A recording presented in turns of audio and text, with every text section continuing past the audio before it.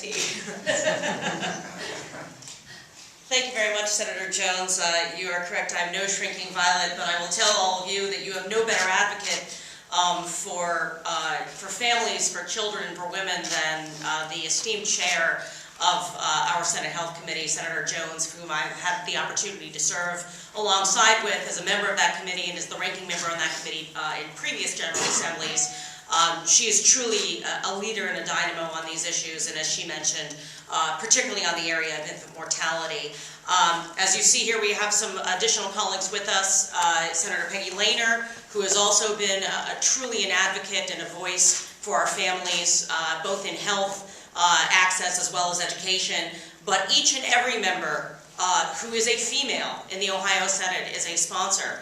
A co-sponsor of this legislation, joining myself and Senator Jones. And I think that speaks volumes because, as I think we all know, when women join together, we get things done. Yes. We find solutions and we find a way. And I think we all recognize up here, whether we are members of the General Assembly as policymakers, whether we are advocates in the nonprofit sector, whether we are faith-based leaders or healthcare providers, as well as employers. I think we all recognize that this is an important issue that will, I think, reflect Ohio's values, making sure that our families remain intact, that individuals remain employed, and that regardless of gender, women, obviously, who are the folks that are going to be getting pregnant here, are able to stay employed and not have to choose between having a family and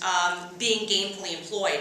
I want to take this opportunity to provide a little bit of context of how we got here, as well as provide a little bit more insight about the bill itself. It is pretty straightforward in regards to reasonable accommodation, but I'd like to say that it is probably most reflective to the structure of what we see in the ADA, the Americans with Disabilities Act, at the federal level. The ADA provides for reasonable accommodations for individuals with disabilities to be able to do the job that they are doing. And so this happens all the time if you have limited mobility or hearing impairment, for example. Employers need to be able to provide you with reasonable accommodation.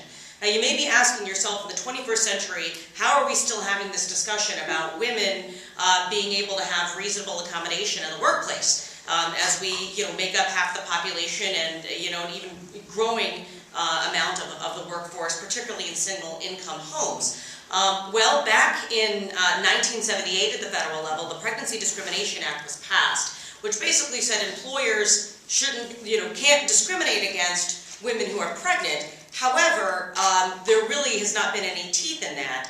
And so to this day, we still see employers unwilling to address the needs of pregnant women in the workplace. Senator Jones mentioned the fact that here in Ohio, roughly 1,500 or so cases have been brought forward to the Ohio Civil Rights Commission of women leveling and asserting that they have experienced some kind of discrimination in the workplace related to their pregnancy. So obviously this is something that is unfortunately happening. It is something that is happening in Ohio, and it is something that has received some national attention because not too long ago we did see a Supreme Court case come forward, Young versus UPS, and the court actually ruled against UPS, who was unwilling to make reasonable accommodations for a pregnant woman whom her physician had indicated that she should be on light duty. She couldn't lift anything more than 20 pounds. And that is the kind of thing we're talking about in regards to reasonable accommodation. For a limited amount of time, being able to shift your focus within the workplace in order to protect mom and baby. I think if we don't pass this legislation or fall behind, what is becoming a national trend. West Virginia, Illinois, Delaware, New Jersey, and Minnesota all passed similar legislation in 2014. And we have a number of states, Hawaii, California, Arkansas, Alaska, Connecticut, Louisiana, Texas, Maryland, and Rhode Island already have reasonable accommodation for pregnant workers on the books. So this is something that has received wide support. Many of these states have actually passed this legislation unanimously through both chambers, which I think again speaks volumes of the fact that this is the reality that we live in, that we have women in the workplace, and they are going to have families, and they are going to get pregnant, and they need to be treated as equals with some level of reasonable accommodation.